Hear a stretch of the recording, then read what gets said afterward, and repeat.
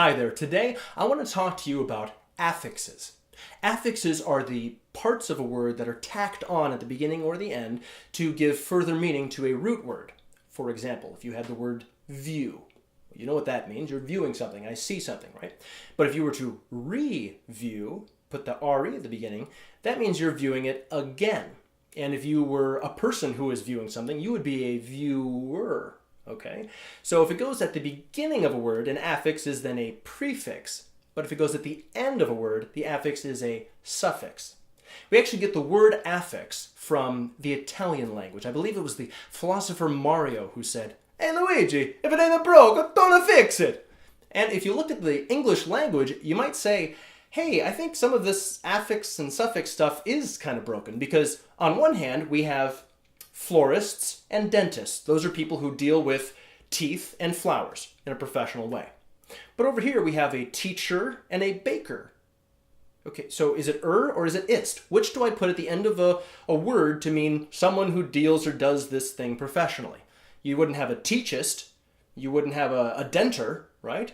So which is it? I have to memorize both and I have to keep track of which one I put which ending to? That's really confusing and it's a lot of extra work. Fortunately, in Esperanto, we don't have that problem. We simply have one suffix for that purpose that we use in every situation.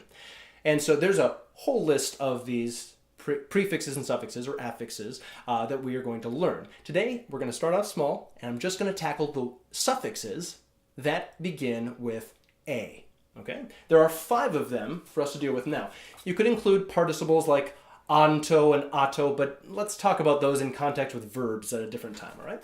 So, starting off, we have ach. Crotchety, contemptible, gross, nasty. I like the word crotchety because it has a similar ach sound to it that helps you remember it, okay? So if you had a hundo, that'd be a dog. But if you had a hundacho, that'd be a mangy mutt or a cur, okay?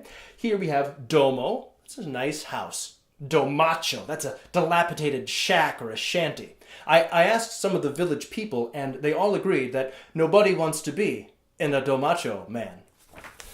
Next up, we have odd.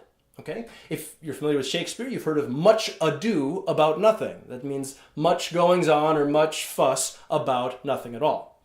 Or you may have heard an announcer say, "Without further ado, I would like to present so-and-so."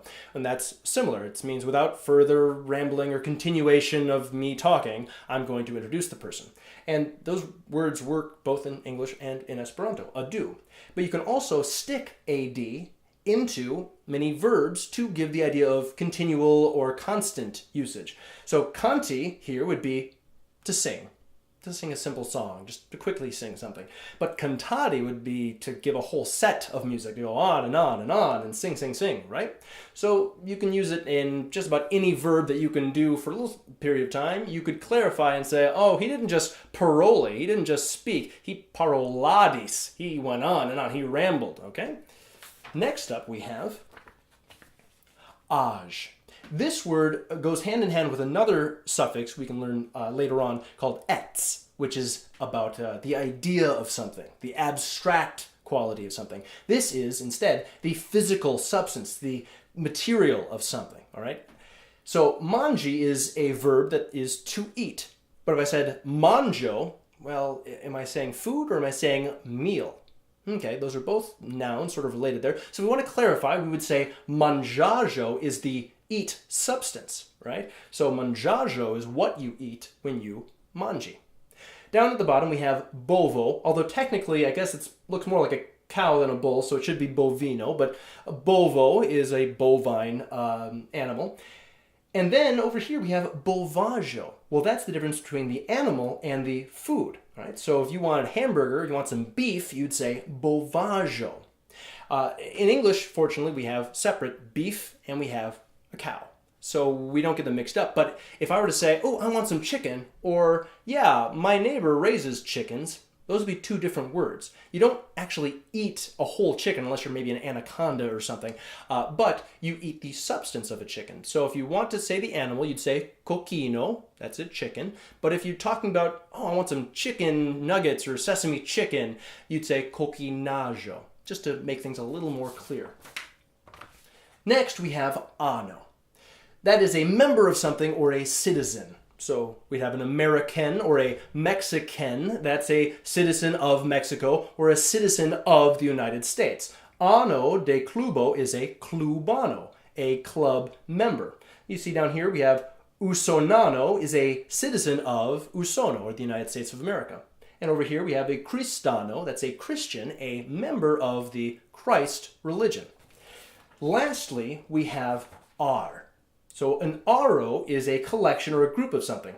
Right here, these are supposed to be trees. Bear with me, I'm not the best artist in the world. Those are not cursors for a computer or mushrooms or anything, those are trees. So we have an arbaro, which is a collection of trees. An aro de arboi. You don't want to get that mixed up with foresto, which I wrote on the bottom there. Because foresto, while it looks an awful lot like forest, is not a forest, it has nothing to do with trees. It's literally broken down into for and esto. So esti is to be or not to be, right? So for is away. So to be away would literally mean absence equals foresto, not a group of trees. Over here we have a collection of books. They could be any books, but in this case they're a collection of children's books that are available now on Amazon. Captain Katie 1, 2, and 3. That's a libraro, a collection of books, or an aro de libroi. You don't want to get that mixed up with biblioteco. A biblioteco is a literal library facility, okay? You might say, well, what's the difference? Well, if I had a personal collection of books or a stack of books over here that were in a set, that's a libraro. But a biblioteco is an actual place that is designated for books, all right?